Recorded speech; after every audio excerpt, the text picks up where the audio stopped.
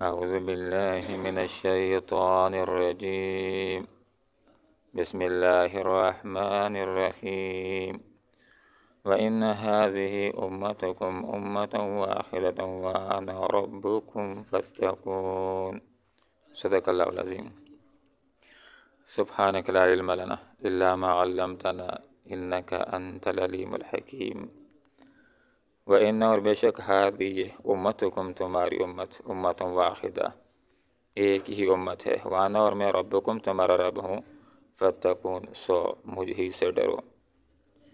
انبیاء کو اللہ رب العالمین نے یہ بات سمجھائی کہ یہ تمہاری ملت ایک ہی ملت ہے، یہ تمہارا دین ایک ہی دین ہے جو توحید والا دین اسلام ہے، کہ جس کا آغاز ہوا تھا حضرت آدم علیہ السلام سے اور جس کی تکمیل جا کر کی ہوئی محمد رسول اللہ صلی اللہ علیہ وسلم کے اوپر، جس کے اندر بنیادی بات یہی ہے کہ لوگوں نے فتقون اللہ سے ڈرنا ہے، اللہ کی توحید کو اختیار کرنا ہے، محض ایک اللہ رب العالمین کی بندگی کرنی ہے، اس کے ساتھ کسی کو شریک نہیں کرنا ہے، اور یہی دین اسلام اللہ رب العالمین کا پسندیدہ دین ہے۔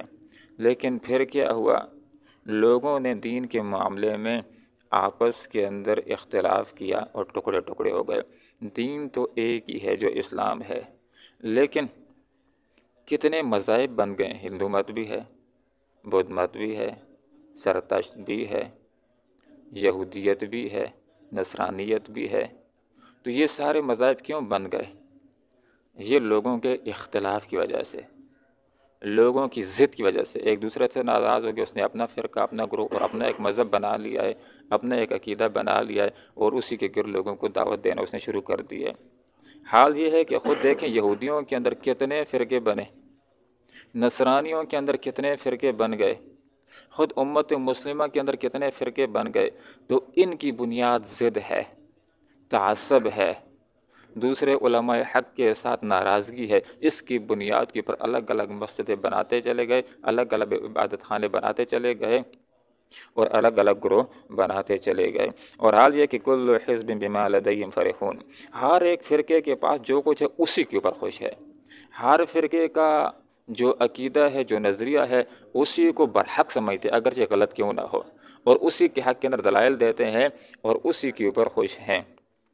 فَذَرْهُمْ فِي غَمْرَتِهِمْ حَتَّىٰ حِينٍ۔ اب رسول اکرم صلی اللہ علیہ وسلم کو ہدایت دی جا رہی ہے کہ اے آپ صلی اللہ علیہ وسلم، آپ لوگوں کو حق مذہب کی طرف تبلیغ کر رہے ہیں، اسی مذہب کی طرف تبلیغ کر رہے ہیں جس کا آغاز ہوا تھا حضرت آدم علیہ السلام سے۔ آپ لوگوں کو فرما رہے ہیں کہ یہودیت کو چھوڑ دو، نصرانیت کو چھوڑ دو، شرک کو چھوڑ دو، مجوسیت کو چھوڑ دو، صابیت کو چھوڑ دو، اسلام کو اختیار کر دو، جو حق مذہب ہے، جو ان الدین عند اللہ الاسلام۔ جتنے بھی مذاہب ہیں، ان سب مذاہب کے اندر اللہ کے نزدیک جو پسندیدہ مذہب ہے، دین ہے، وہ اسلام ہی ہے۔ تو لوگوں اسلام کو اختیار کر دو۔ اے یہودیو، یہودیت کو چھوڑ دو، نصرانیو، نصرانیت کو چھوڑ دو، اور ایک مشرک و شرک کو چھوڑ دو اور اسلام کو اختیار کر دو۔ لیکن پھر بھی وہ ایمان کی طرف نہیں آ رہے، اسلام کی طرف نہیں آ رہے، تو فذرہم، اے آپ صلی اللہ علیہ وسلم ان کو چھوڑ دیجئے، فی غمرتہم، اپنی غفلت کے اندر، حتی حین، ایک خاص وقت تک۔ تو چھوڑنے سے یہ مراد نہیں ہوتا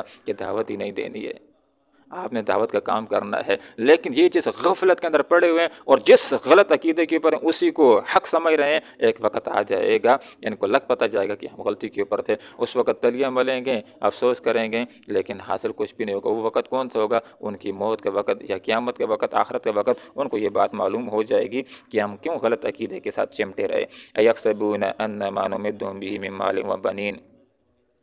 بعض اوقات یہ لوگوں کی بہت بڑی غلط فہمی ہوتی ہے کہ ایک آدمی جو غلط کار ہے، غلط عقیدے پر ہے، غلط نظریے کے اوپر ہے، غلط راستے کے اوپر چل رہا ہے، وہ مالدار ہو رہا ہے، اس کے نوکروں میں اضافہ ہو رہا ہے، اس کی جائیدادوں میں اضافہ ہو رہا ہے، اس کے عہدوں میں اضافہ ہو رہا ہے، تو سمجھنا شروع کر دیتے ہیں کہ ہم اللہ تعالیٰ کے حق راستے کے اوپر ہیں، ہم اللہ تعالیٰ کے پسندیدہ لوگ ہیں، اس لیے تو اللہ تعالیٰ ہمیں دے رہا ہے۔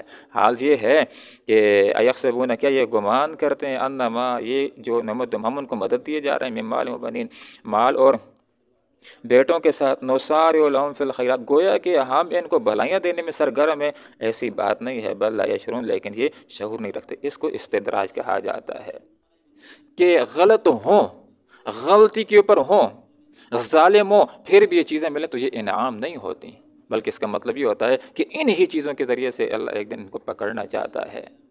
جہنم میں جانے کے لیے بھی تو گناہوں کی ضرورت ہے، گویا کہ ان کا دامن اتنے گناہوں کے ساتھ بھر جائے کہ یہ جہنم کے مستحق ہو جائیں۔ تو اس لیے یہ بات سمجھنے کی ہے کہ ایک آدمی کے پاس مال و زر کا اضافہ ہو رہا ہے تو اس کا خواہ یہ مطلب نہیں ہوتا کہ وہ اللہ کا محبوب ہے، اللہ تعالیٰ اس سے خوش ہے، یہ ایک امتحان کا ذریعہ ہوتا ہے۔ اور اگر کوئی آدمی غریب ہے تو اس کا یہ مطلب نہیں کہ اللہ اس سے ناراض ہے یا اس کے اوپر پھٹکار ہے، نہیں، بلکہ یہ ایک آزمائش اور امتحان کا ذریعہ ہوتا ہے۔ تو یہاں پر ہمیں جو بات سمجھائی گئی ان آیات کے اندر وہ یہ کہ دنیا کے اندر اس وقت بھی بہت سارے مذاہب اور فرقے ہیں، تو ان سارے مذاہب کے اندر جو برحق مذہب ہے وہ اسلام ہے۔ دنیا کے اندر بہت سارے فرقے ہیں، ان تمام فرقوں کے اندر وہی فرقہ حق ہے کہ جو آپ صلی اللہ علیہ وسلم کے طریقے پر ہے اور صحابہ کے طریقے کے اوپر ہے، جو قرآن و سنت سے ایسے رہنمائی حاصل کر رہا ہے جیسے رہنمائی حاصل کی تھی صحابہ کرام رضوان اللہ تعالی علیہم اجمعین نے۔ اور دوسری بات یہ کہ ایک انسان اگر غلط بھی ہے، ظالم ہے، گناہوں کے راستے کی پر ہے اور اس کے مال و دولت میں اضافہ ہو رہا ہے تو یہ اس کے لیے برکات اور خیرات نہیں، بلکہ انہی کے ذریعے سے اللہ رب العالمین ایک دن اس کو پکڑ لے گا۔ جس طرح کہ کشتی کے اندر پانی آ جائے تو تھوڑے سے پانی کی وجہ سے ڈوبتی نہیں ہے، اس کے ڈوبنے کے لیے ضروری ہوتا ہے کہ اس میں تھوڑا زیادہ پانی آ جائے۔ تو یہ ظالم ہونے کے باوجود بھی جب ان کو یہ ساری آسائشیں ملتی ہیں تو گویا کہ ایک دن اسی کے ذریعے سے اللہ تعالیٰ ان کو پکڑ لے گا۔ اللہ رب العالمین قرآن و سنت کو سیکھنے کی، سمجھنے کی اور اخلاص کے ساتھ عمل کرنے کی توفیق عطا فرمائے۔ آمین وآخر دعوانا ان الحمد للہ رب العالمین۔ وَإِنَّ، اور بے شک ہذِهِ امتکم، تمہاری امت، تمہارا دین امت واحدہ، ایک ہی دین ہے جو کہ اسلام ہے۔ وَأَنَا میں ربکم، تمہارا رب ہوں، فَاتَّقُونِ، مجھ ہی سے ڈرو۔ فَتَكَتَّوْا، لوگوں نے کاٹ لیا، ٹکڑے ٹکڑے کر ڈالا، امرہم، اپنے امر کو، اپنے دین کو، بینہم، آپس میں زبرا، ٹکڑے ٹکڑے، کل حزب، ہر ایک گروہ، بما، اس کی پر لدیہم، جو کچھ ان کے پاس ہے، فرحون، خوش ہے، اس میں مگن ہے۔ فذرہم، اے آپ صلی اللہ علیہ وسلم ان کو چھوڑ دیجیے، فی غمرتہم، اپنی غفلت میں، حتی حین، ایک خاص وقت تک، ایحسبون، کیا یہ سمجھتے ہیں، انما، یہ کہ جو نمدہم بہ، ہم ان کو مدد دیے جا رہے ہیں، من مال، مال کے ساتھ، وبنین، اور بیٹوں کے ساتھ، نصارے، گویا کہ ہم سرگرم ہیں لمن کے لیے، فی الخیرات، بھلائیوں میں، نہیں، ایسی بات نہیں ہے، بلکہ لا یشعرون، یہ شعور نہیں رکھتے، انہی چیزوں کے ذریعے سے ان کی پکڑ ہوگی۔ اللہم ربنا آتنا فی الدنیا حسنہ وفی الآخرۃ حسنہ وقنا عذاب النار برحمتک یا ارحم الراحمین۔